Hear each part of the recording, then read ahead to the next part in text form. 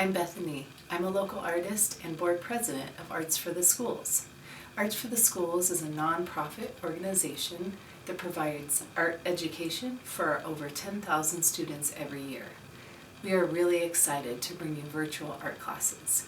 Today we will be exploring watercolor with a light source. So let's get started. The materials we are using today are watercolor paint.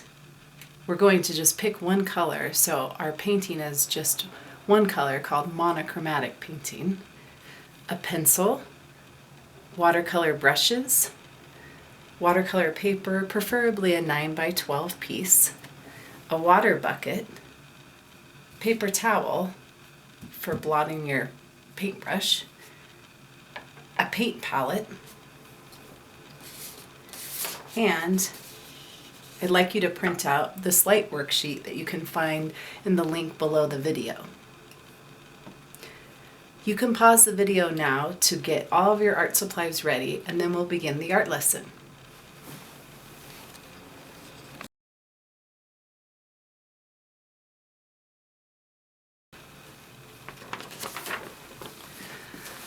Watercolor painting is extremely old, dating perhaps to the cave paintings of Paleolithic Europe.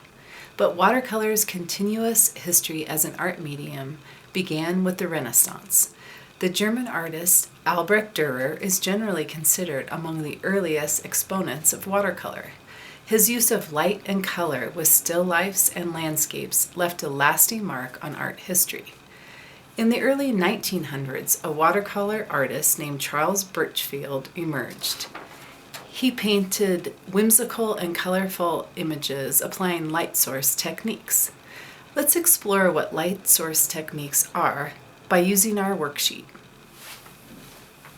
It's important for us to understand how light reflects on a subject before we begin our painting.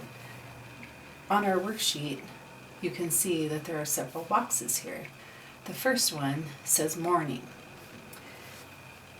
If you look at the sphere I've drawn, you can see the direction of the sun in the morning puts a lot of light on the sun side of the object, where it gets darker to the back side, and the shadow is fairly close to the subject at an appropriate angle. At noontime, the sun is directly overhead of a subject, creating quite a lot of light along the upper part of that subject, casting a shadow directly below. During sunset, the light rays are quite long, so they create a long shadow past the subject. When we look at light rays, we see that they leave the sun from one point and expand out as they reach the earth. The horizon line refers to a physical or visual boundary where the sky separates from land or water. This is the actual height of the viewer's eyes when they're looking at an object. Let's go over our vocabulary words for today. Our first word is light source. And that is something serving as a source of illumination.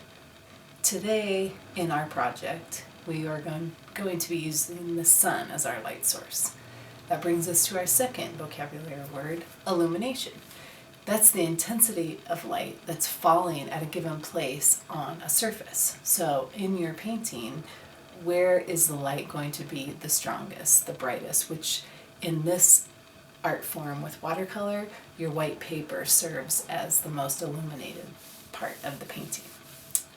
The last word is values. Now when you're doing a monochromatic painting using one color, values are really important. It's a range of tones that you're going to have of one color. In watercolor, it's the water to paint ratio that creates that value range.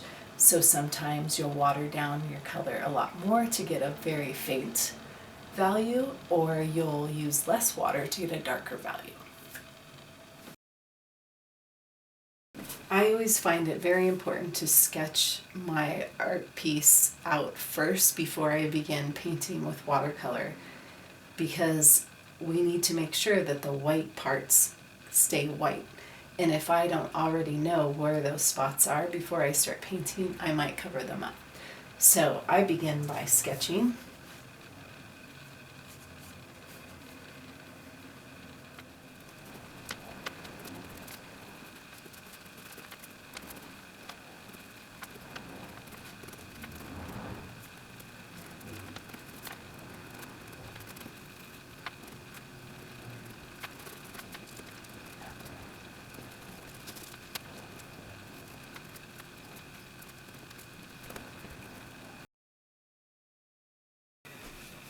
It's not important if your sketch is exactly perfect. You just need to know the general ideas of where you're going to keep your light. Remember, it's important for us to keep that consistent light source direction in our entire painting. For this painting, my light source is an afternoon sun, which is at a slight angle, not directly above like a noon sun. So you can see as I paint where the light will be shining and where the shadows and darknesses will come.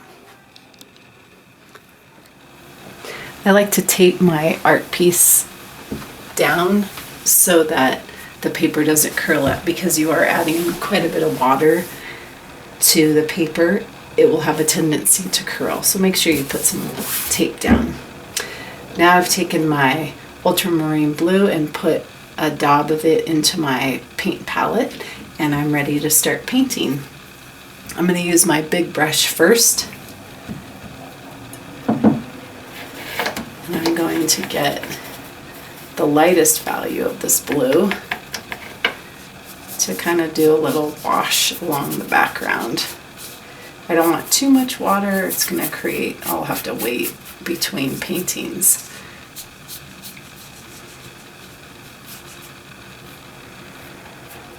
This is a good time to kind of fill in behind where you know you want to keep white.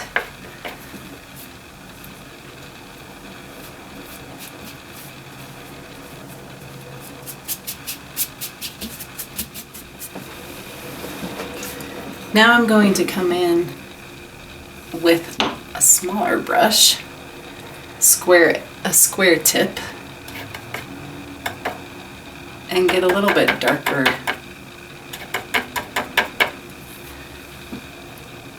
color to come in and start doing my church steeple.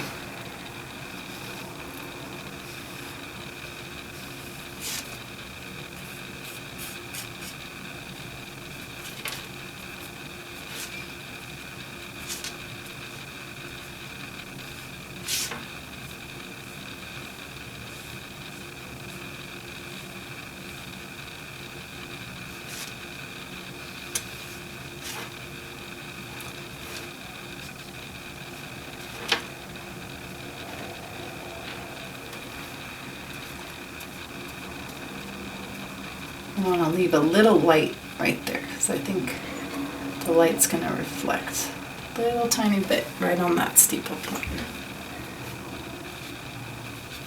I still have quite a bit of paint and water in my brush, so I'm going to keep using it on this section.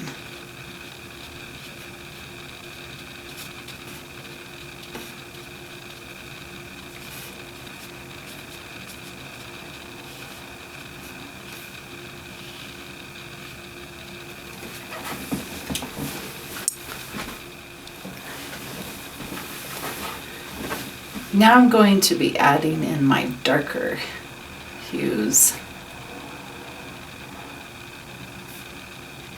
Some of my darkest spots, while I let the rest of my painting dry, because I'm going to go back over this, but it's still a little bit wet, and if I add any paint to it right now, it won't show up the way I'd like it to.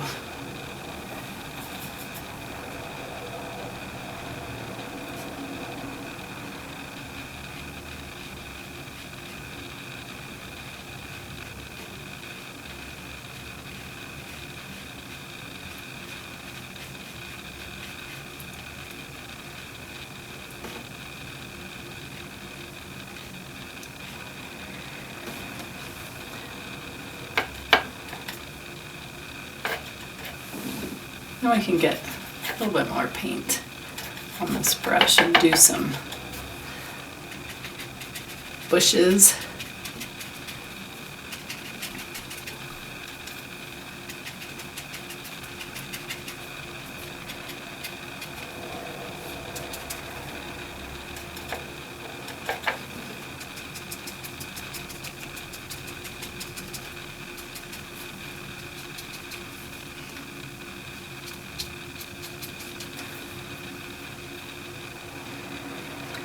Okay, then you can come back in to some of these spots and kind of add a little darker shadow, knowing there's an eave here that's creating a shadow.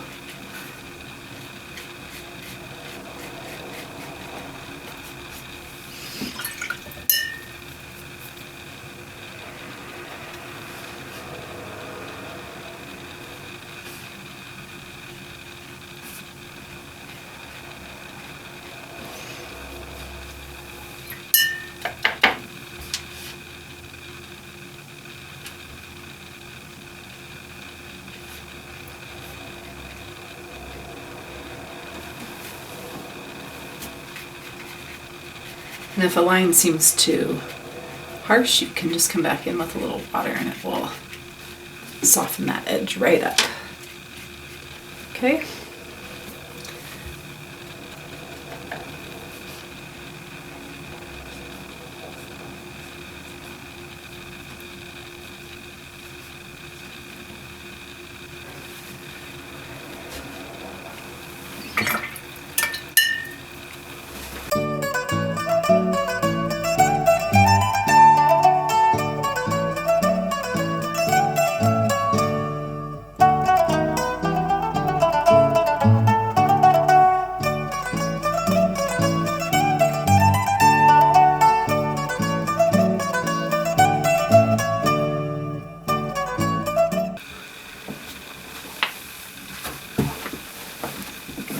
Okay, now I've let my paint dry just a little bit because with watercolor your paper can really start getting wet, and so sometimes you need to either work on a different part of the painting or walk away from it for a little bit and come back to it.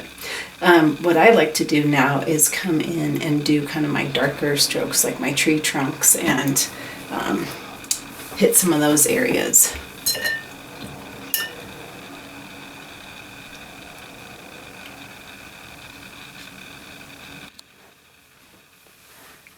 So now I stand back and kind of look over my piece and see if I feel like the light makes sense.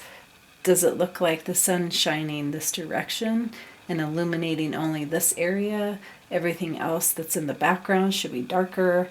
It makes sense. You stand back from it and say, yeah, that looks like a realistic idea of sun illuminating the side of a building.